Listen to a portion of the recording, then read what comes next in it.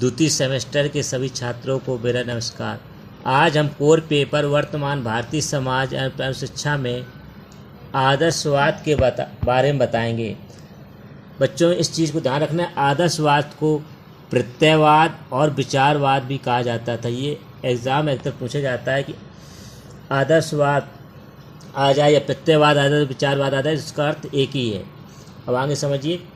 आदर्शवाद के जो प्रवर्तक थे प्लूटो थे। इसको किन लोगों ने अन्य विचारक थे? Descartes, Berkeley, Fichte, Hegel, Bernard Shaw.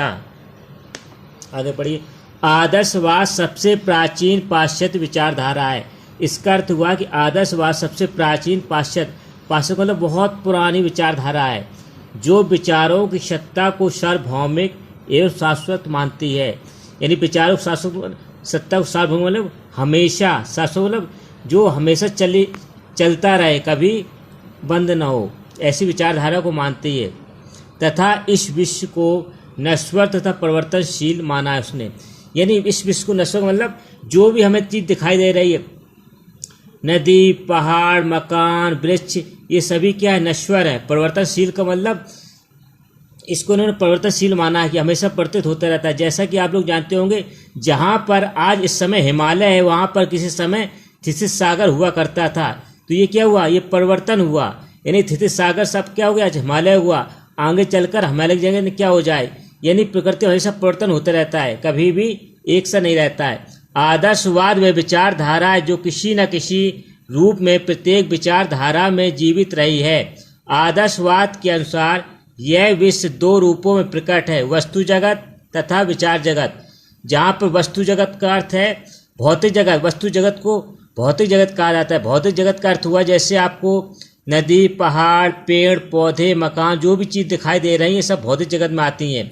और विचार जगत के अंतर्गत आध्यात्मिक जगत आता है। जैसे जो भी हम ईश्वर को मानते हैं, आदर्शवाद में ईश्वर की सत्ता को अंतिम माना गया है। यानी ईश्वर पर विश्वास करते हैं। तो ईश्वर पर विश्वास करना क्या? मन में हमारे विचार आना, विचार ही आध्यात्मिकता को विचार जगत ही प्रकट करती है। आदर्शवाद विचार जगत को श्रेष्ठ मानता है। यानी हमारे अंदर अच्छे विचार आएंगे, अच्छे नैतिक आचरण आएंगे तो हम आध्यात्मिकता को प्राप्त करेंगे। इसलिए उसने आदर्शवाद ने विचार जगत को श्रेष्ठ माना है। इस चीज़ को बच्चों आप लोग ध्यान रखेंगे कि आदर्शवाद ऐसा वाद है जिसने विचार जगत को श्रेष्ठ माना है। आदर्शवाद माइंड पर सर्वाधिक बल देता है और तथा उसे ज्ञान प्राप्ति का साधन मानता है। आदर्शवाद माइंड पर सर्वाधिक बल देने का अर्थ यह है, जो भी हमारे विचार आते हैं वो मन में आते हैं, और जब वो विचार मन में आएंगे तभी हम किसी चीज़ की ज्ञान प्राप्त कर सकते हैं। जैसे आप लोग मालूम होगा कि महात्मा बुद्ध ने एक पेड़ के नीचे ज्ञान प्राप्त हुआ था। यानी पहले अपने विचार उन्होंने मन में लाए थे और मन में लाकर ही काफ़ी दिनों उन्होंने तपस्या की थी और उन विचारों के माध्यम से आगे चलकर ज्ञान प्राप्त किया था। आदर्शवाद के अनुसार विचारों का ज्ञान ही सच्चा ज्ञान है जो माइंड की सहायता से प्राप्त किया जा सकता है। आदर्शवाद सत्यम, शिवम तथा सुंदरम पर बल देता है। यानी आदर्शवाद कहता है सत्य ही शिव है, शिव ही सुंदर है। इन सद्गुणों की प्राप्ति यानी किस सद्गुणों की? सत्यम, शिव, सुंदरम की न्याय, संयम, धैर्य तथा क्षमा जैसे सद्गुणों से प्राप्त होती है। आदर्शवाद के अनुसार शिक्षा सद्गुणों को प्राप्त करने की प्रक्रिया है। यानी आपके अंदर जो न्याय, धैर्य जैसे जो सद्गुण होंगे वो शिक्षा के माध्यम से प्राप्त हो सकते हैं। अब बच्चों ने शैक्षणिक परिभाषा आती है, परिभाषाएं यानी आदर्शवाद में क्या क्या परिभाषाएं थी, किन किन लोगों ने दी हैं, इसको आप लोग समझेंगे। जैसे प्लेटो का अनुसार इन्होंने आदर्श ही सर्वोच्च है और ये ही ईश्वर द्वारा निर्मित प्रथम रचनाएं हैं। यानी जो भी अच्छे विचार हैं वो सब ईश्वर ने ही बनाए हैं, ऐसा इन्होंने प्लेटो ने कहा था। नेक्स्ट आती है DS दत्ता के अनुसार आदर्शवाद वह सिद्धांत है जो सत्ता आध्यात्मिकता में मानता है। यानी आदर्शवाद इन्होंने कहा था आध्यात्म उस सिद्धांत है जो हमारी सत्ता है, आध्यात्मिक है, वही उन्हें माना था। अब नेक्स्ट हेडिंग आती है आदर्शवाद तथा शिक्षा। इसमें आती प्लेटो के अनुसार, यानी प्लेटो ने आदर्शवाद के अनुसार क्या शिक्षा दी थी। शिक्षा ज्ञान विवेक सद्गुणों का विकास करती है, जिससे कि वह समाज के साथ अच्छी तरह समायोजन कर सके और बुराइयों से दूर रह सके। यानी उन्होंने कहा था शिक्षा के द्वारा ही मानव समाज में अच्छा समाज विकास कर सकता है और आपस में समायोजन कर सकता है और बुराइयों से दूर रह सकता है। नेक्स्ट परिभाषा आती है फ्रोबेल के अनुसार। फ्रोबेल में देखिए बच्चों क्या कहा गया है, शिक्षा मानव जीवन के विकास की सतत प्रक्रिया है। सतत विकास प्रक्रिया मतलब होता है हमेशा चलने वाली, जो उसे भौतिक ज्ञान प्रदान करती है। यानी जो भी हम पाठ पुस्तकों से या किसी के माध्यम से जो भी ज्ञान प्राप्त करते हैं वो भौतिक ज्ञान है, और आध्यात्मिक ज्ञान की ओर ले जाकर, यानी इसके माध्यम से जो भी हमारे मन में विचार आते हैं उन विचारों के माध्यम से हम आध्यात्मिक ज्ञान की ओर ले जाते हैं और अंत में ईश्वर से साम्य स्थापित करता है।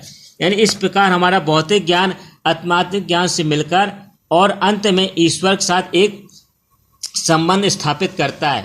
नेक्स्ट हेडिंग आती है बच्चों आदर्शवाद और शिक्षा के उद्देश्य।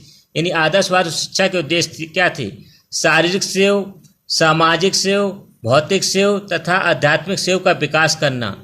यहाँ पर जो शारीरिक सेव मतलब है स्वयं का शारीरिक विकास करना, स्वयं का सामाजिक विकास करना, स्वयं का बौद्धिक विकास करना और स्वयं का आध्यात्मिक विकास करना। नेक्स्ट आता है व्यक्तित्व का विकास करना। व्यक्तित्व का मतलब जैसे धैर्य, सहनशीलता, विनम्रता, दया, करुणा, इस प्रकार के गुणों का विकास करना। नेक्स्ट आता है छात्रों को इस योग्य बनाना है कि वे संपन्न तथा सरलता से अपना जीवन व्यतीत कर सकें। यानी छात्रों के अंदर ऐसे गुण विकसित करना है वो अपना जीवन आसानी से और सुगमता से व्यतीत कर सकें। भक्ति नेक्स्ट आता है भक्तिपूर्ण, पवित्र तथा कलंक रहित जीवन की प्राप्ति करना।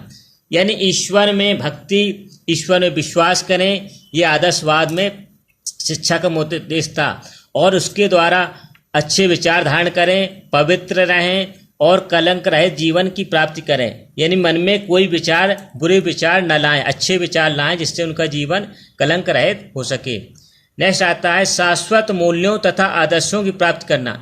शाश्वत मूल्य मतलब जो हमेशा चले आए मूल्य, जैसे नैतिक, भौतिक।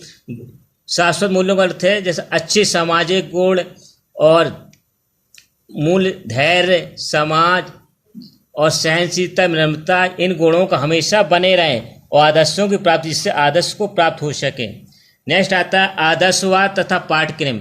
यानी आदर्शवाद और पाठ्यक्रम में क्या, आदर्शवाद में क्या पाठ्यक्रम था बच्चों, इसको आप लोग ध्यान समझेंगे।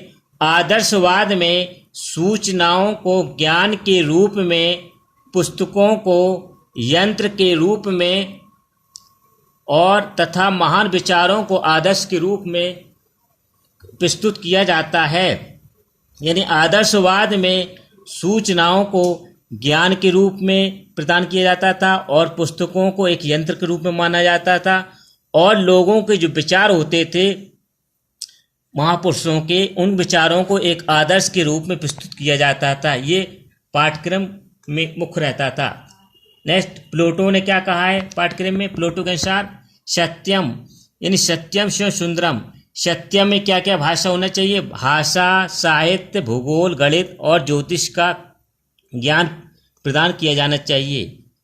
शिवम में जिससे सत्यता का ज्ञान हो, और शिवम में धर्म, राजनीति, अर्थशास्त्र, समाजशास्त्र का ज्ञान दिया जाए जिसमें उसके अंदर शुभम की प्रतीत हो। और सुंदरम, सुंदरम मतलब सुंदर कैसे प्राप्त हो, कविता, संगीत, कला, इनका माध्यम, यानी अच्छी अच्छी कविता पढ़ाई जाए जिससे उनके अंदर सुंदरता, आंतरिक सुंदरता हो। और संगीत, अच्छे संगीत सिखाए जाएं जिसके उनके अंदर अच्छा सौंदर्य विकास हो सके अंदर से। और चित्रकला, शिल्पकला, कलाओं का विकास किया जाना चाहिए जिससे उनके अंदर से सुंदरता, आध्यात्मिक सुंदरता पैदा हो। नेक्स्ट आता है शारीरिक विकास हेतु। यानी आदर्शवाद में पाठ्यक्रम में शारीरिक विकास हेतु क्या क्या किया जाता था, कला, कौशल, स्वास्थ्य, रक्षा, इन विषयों को शामिल किया जाता था। कला वाले शिल्पकला, चित्रकला और कलाओं का विकास किया जाता है। कौशल, ये शारीरिक कौशल, मानसिक, सामाजिक, संवेगात्मक, इन कौशलों का विकास किया जाता था जिससे उसका बच्चे का शारीरिक स्वास्थ्य अच्छा रहे। और स्वास्थ्य संबंधी विषयों का भी रखा जाता था ध्यान।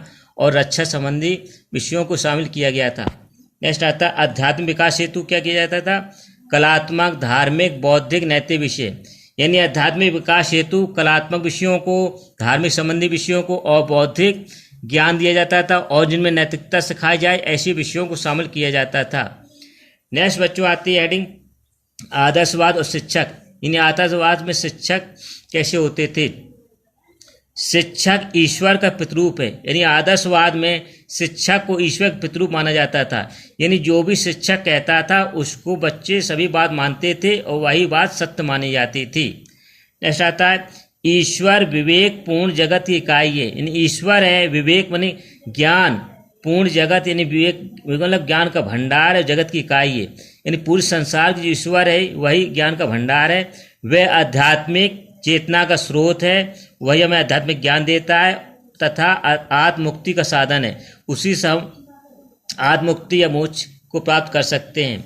नहीं रहता बच्चे पौधे शिक्षक, बच्चे पौधे हैं और शिक्षक माली है। इसका अर्थ बच्चे ये हुआ बच्चे पौधे हैं, जैसे एक माली होता है, जैसे छोटे पौधे को जैसे खाद और पानी देता है और पौधा वैसे वैसे बड़ा होता है, उसी प्रकार शिक्षक भी अपने बच्चों को उसी प्रकार रूप से खाद और पानी देता है और वो उसी प्रकार वो बड़े होते रहते हैं और आगे बढ़कर वो एक अच्छा विकास करते हैं। नेक्स्ट वीडियो में फिर से मिलेंगे, तब तक के लिए नमस्कार।